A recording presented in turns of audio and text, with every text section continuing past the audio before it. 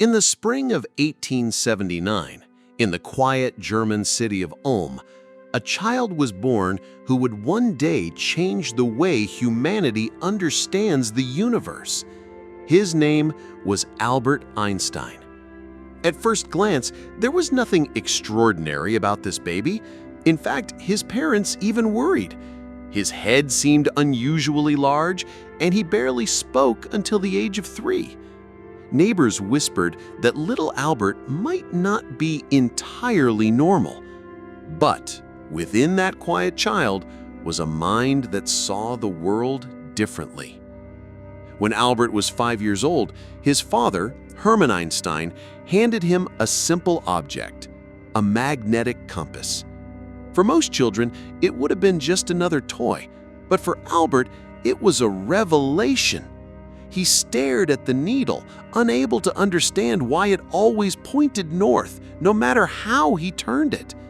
Invisible forces, something unseen, something powerful, were controlling it. Years later, he would recall that moment as one of the most profound experiences of his childhood. That small compass planted the seed of wonder. That hidden laws governed the world even if the human eye could not see them. School, however, was not kind to young Einstein. His teachers considered him slow, perhaps even dim-witted. He spoke slowly, he preferred silence, and he questioned everything. While others memorized facts, Albert wanted to know why. One teacher grew so frustrated that he told him, "Einstein, you will never amount to anything." But Einstein's curiosity was unstoppable. He taught himself geometry by the age of 12. He devoured books on philosophy, mathematics, and science.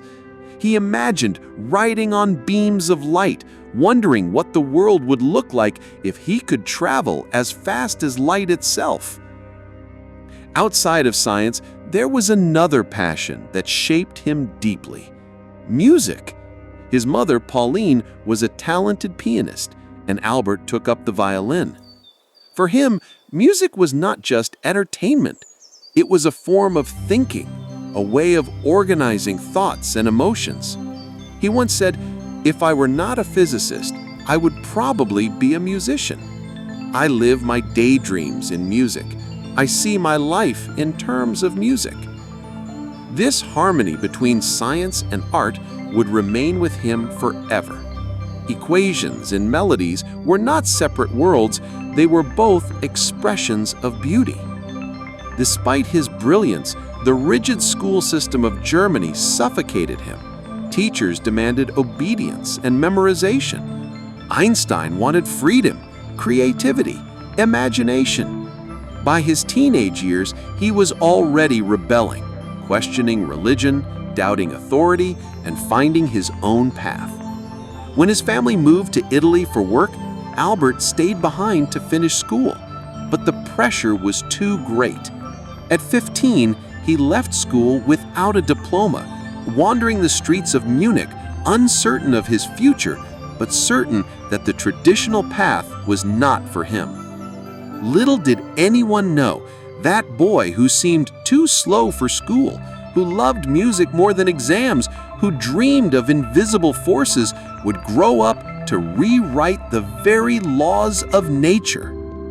Albert Einstein's childhood was not the story of a prodigy who dazzled everyone from birth. It was the story of a curious soul who refused to stop asking questions. And that, more than talent or grades, was the foundation of his genius. After finishing his studies in Zurich, Einstein faced disappointment. He dreamed of becoming a professor, but no university wanted him. Letters of recommendation went unanswered. Teaching jobs were out of reach.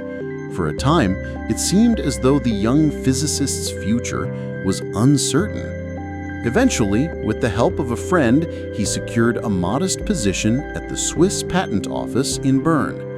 It was not the glamorous life of a scientist, but rather a desk job, reviewing inventions and deciding whether they deserved protection. Day after day, he read through descriptions of electrical devices and mechanical gadgets, stamping paperwork and writing reports. Yet, in that dimly lit office, Einstein found something priceless: time to think. While others might have seen boredom, Einstein saw opportunity. During quiet hours, he filled notebooks with questions and calculations. He was not surrounded by professors, laboratories, or recognition, but he had his mind, and that was enough. Then came the year 1905. Later, it would be called his annus mirabilis, his miracle year. In just 12 months, this unknown patent clerk produced 4 papers that transformed the world of physics. The first explained the mysterious movement of tiny particles suspended in liquid, confirming the existence of atoms through Brownian motion. The second described the photoelectric effect, showing that light itself could behave as particles, later called photons. This work would eventually earn him the Nobel Prize. The third introduced special relativity, shattering the idea of absolute time and space. Einstein showed that the speed of light is constant and that time itself could stretch or shrink depending on how fast you moved. And then, with one simple equation, he forever changed the way we see the universe. E equals mc squared. Energy and mass were not separate things. They were 2 sides of the same coin. It was a breathtaking achievement. 4 papers written not in a university or a laboratory, but in the quiet hours of a patent clerk's desk. Papers that redefined physics and pushed humanity into a new scientific era. The world did not immediately grasp what had happened. Many scientists dismissed him at first, but in time they would come to realize that a revolution had been born, not in the halls of academia, but in a small office in Bern where a young man with big dreams was reshaping reality itself. Einstein's theories soon began to spread beyond the walls of the patent office. What he proposed was radical, so different from everything science had assumed for centuries. At the heart of it was a single idea: the universe does not work the way we thought. For generations, scientists believed that time and space were fixed and absolute. A second was always a second. A meter was always a meter. But Einstein asked a daring question: what if time and space themselves could change depending on how you moved? This was the birth of special relativity. At its core lay one unshakable truth: the speed of light is constant. No matter how fast you travel, no matter where you are, light always moves at the same speed. That simple fact reshaped everything. It meant that time was not universal. Time could stretch or contract depending on how you moved. If you were to travel close to the speed of light, your clock would tick more slowly compared to someone standing still. Minutes for you could be years for someone else. What once seemed impossible, time itself bending, was suddenly revealed as reality. Space, too, was no longer rigid. It could warp, it could shift. It was tied together with time in a single fabric: space-time. The universe was not a stage where events simply happened. It was dynamic, flexible, alive. And then came the most famous equation in history: E equals mc squared. With those 5 symbols, Einstein showed that energy and matter were not separate. Mass could become energy, and energy could become mass. The power of the stars, the hidden potential of the atom, and the very engine of the universe were captured in a single line. These ideas were not easy to accept. They challenged Newton's laws that had ruled science for centuries. But experiments soon confirmed Einstein's predictions. The universe was indeed stranger, more flexible, and far more mysterious than anyone had imagined. With special relativity, Einstein had not only advanced physics, he had rewritten our understanding of reality. Time was no longer absolute, space was no longer fixed, matter and energy were one. The boundaries of science had been shattered, and a new vision of the cosmos was beginning to take shape. By 1921, Albert Einstein was no longer just a scientist. He was a celebrity. When experiments during a solar eclipse confirmed his theory of relativity, newspapers around the world announced that Newton's laws had been overturned. Overnight, the quiet patent clerk became a global icon. When he arrived in New York, crowds lined the harbor, cheering as if a movie star had come ashore. Reporters followed him everywhere. His face appeared on magazine covers. He was admired not only for his genius, but also for his wild hair, his gentle humor, and his humble way of speaking. People felt that he represented something larger than science. He represented the power of human thought. Decades later, Time magazine would name him Person of the Century, describing him as the very symbol of intelligence. But behind the fame was a complicated man. Einstein's personal life was far from simple. His marriage to Mileva Maric, his fellow student from Zurich, began with passion and shared dreams, but ended in separation. Their letters revealed both deep affection and painful conflict. He later remarried his cousin Elsa, but even that relationship carried struggles. His children grew up at a distance, and some of his family bonds remained fractured. For all his brilliance in science, Einstein often found personal life more difficult to navigate. Yet he was never content to live only in the world of physics. He believed that science without humanity was incomplete. He spoke openly about peace and justice, especially as the world slipped toward violence and war. When he moved to the United States, he became one of the few public figures to speak out strongly against racism. He described segregation as a disease of white people and offered support to black activists, including W.E.B. Du Bois and Paul Robeson. To Einstein, morality and imagination were as important as equations. He once said, "Imagination is more important than knowledge, for knowledge is limited, whereas imagination embraces the entire world." His philosophy of life went beyond discoveries. It was about responsibility, how humanity should use knowledge to make the world better. By the 1930s and 40s, Einstein had become something unique in history, a scientist who was also a moral voice, an intellectual who shaped not only how we saw the universe, but also how we thought about ourselves. Einstein had always considered himself a pacifist. He believed in peace, in cooperation, in the power of dialogue over violence. But the 1930s brought a dark shadow over the world. Adolf Hitler had risen to power in Germany, and scientists warned that the Nazis were experimenting with splitting the atom. The possibility of a German atomic bomb was terrifying. In 1939, two fellow physicists, Leo Szilard and Edward Teller, approached Einstein with an urgent request. Together, they drafted a letter to the President of the United States, Franklin D. Roosevelt.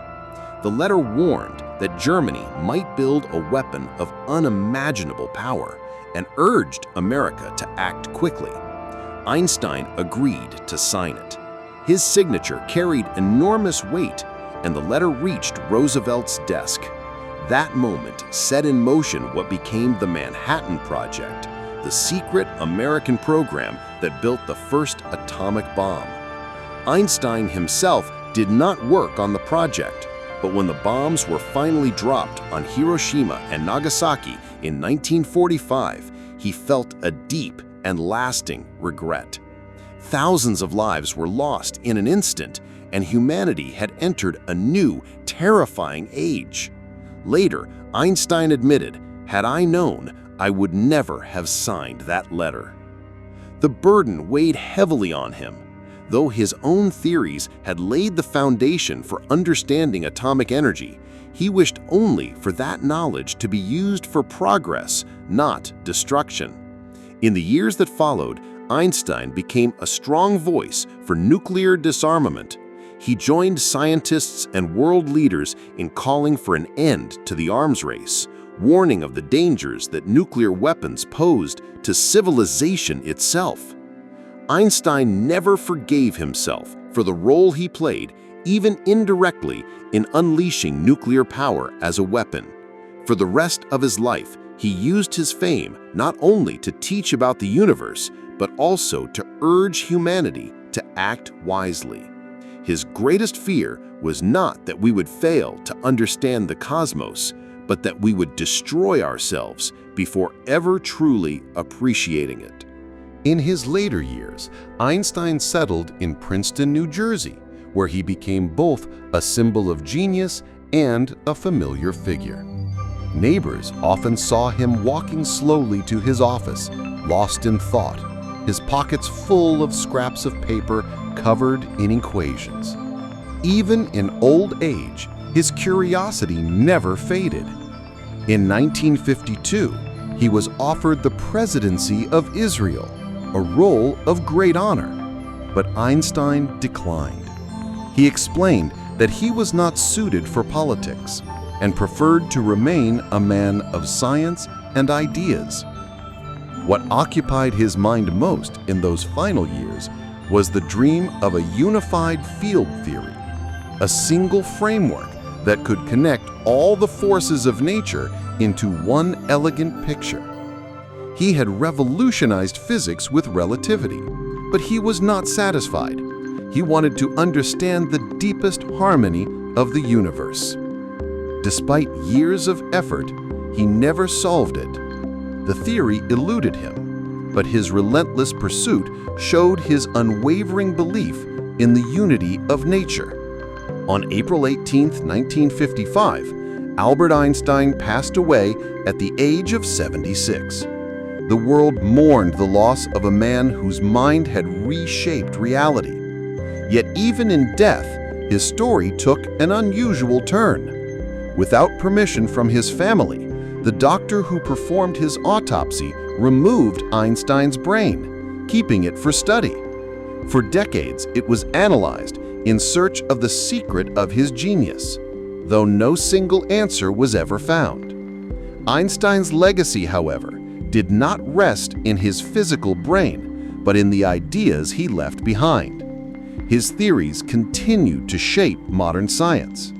In 2015, 100 years after he predicted them, scientists finally confirmed the existence of gravitational waves, ripples in the fabric of space-time, exactly as Einstein had described.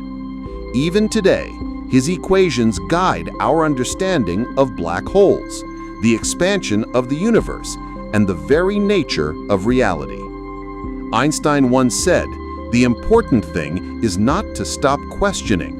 Curiosity has its own reason for existing." His life was proof of that truth.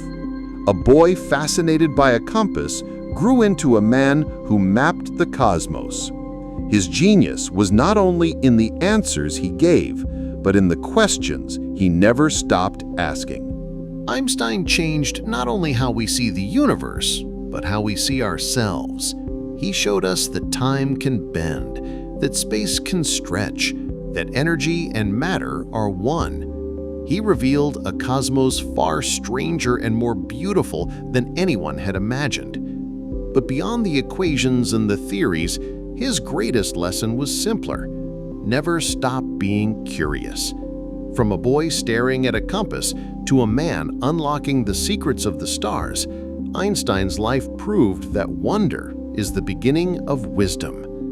Curiosity can move the stars. Imagination can reshape reality itself.